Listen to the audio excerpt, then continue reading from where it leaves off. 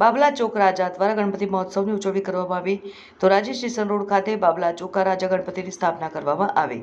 ગણેશ મહોત્સવને લઈને ભક્તોમાં અનેરો આનંદ ઉત્સાહ જોવા મળી રહ્યો છે. ગણેશ ધોરાજીના વિવિધ સ્થળોએ ભગવાન ગણપતિની સ્થાપના કરવામાં આવી અને આજરોજ બાબલા ચોખા રાજા દ્વારા ગણેશજીની મહાઆરતી 56 ભોગનું આયોજન કરાયેલ છે, જેમાં આમંત્રણ અને માન આપીને ખાસ પધારેલા ધોરાજી ઉપલેટાના ધારાસભ્ય મહેન્દ્રભાઈ પાડલિયા મહાઆરતી કરવામાં આવેલ અને ગણેશ મહોત્સવના ભક્તો દ્વારા દરરોજ સવાર સાંજ આરતી પૂજન પ્રસાદ સાથે આરાધના કરવામાં આવી અને રાત્રે અલગ અલગ કાર્યક્રમ રાખવામાં આવ્યા, જેમાં રાસ ગરબા, રામધૂન, સત્યનારાયણ કથા જેવા અનેક કાર્યક્રમો યોજાયા અને આતંકી માર્કેટિંગ યાર્ડના ચેરમેન હરકિશનભાઈ માવાણી, જયસુખભાઈ ઠેસિયા, કૌશિકભાઈ વાગડિયા, પિન્ટુભાઈ ત્રિવેદી અને વિવિધ આગેવાનો ઉપસ્થિત રહ્યા. રિપોર્ટર નયનભાઈ,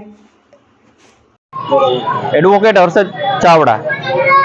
આજરોજ ધોરાજીમાં દ્વિતીય દિવસ અમારો ગણેશ મહોત્સવનો છે.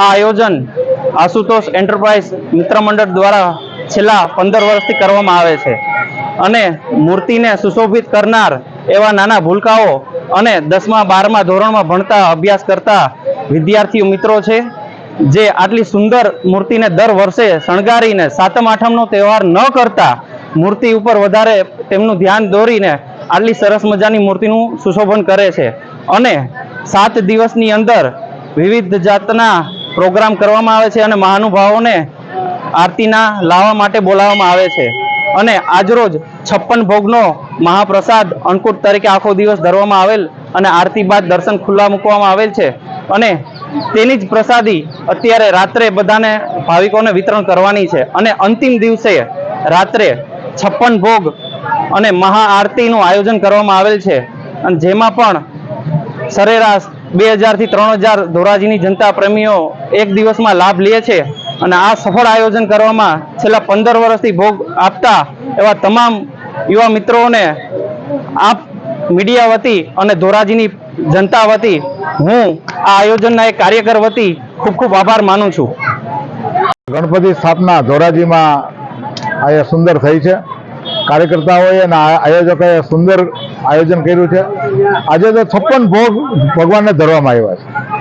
આજે આ બાવળા ચોકના રાજા ગણપતિ દાદાના આરતીનો મને અવસર મળ્યો અને દાદાના ચરણોમાં નતમસ્તક વંદન કરી અને પ્રભુને પ્રાર્થના કરી કે આ ધોરાજી ઉપલેટા અને સમગ્ર દેશના નાગરિકોને સુખાકારી આપે, તમામ પ્રકારના કુદરતી આફતો અને તમામ પ્રકારના વિઘ્નોમાંથી આપણા બધાની રક્ષા કરે અને બધાને રીધિ સીધી અને પ્રગતિ બધાના જીવનમાં થાય એવી ઈશ્વરને પ્રાર્થના કરી અને લોકોમાં અરસપરસ પ્રેમ, સદભાવ અને ભાઈચારાની જે ભાવના છે કાયમ ટકી રહે એવી પ્રભુને અહીંયા પ્રાર્થના કરી છે. જય ગજાનંદ.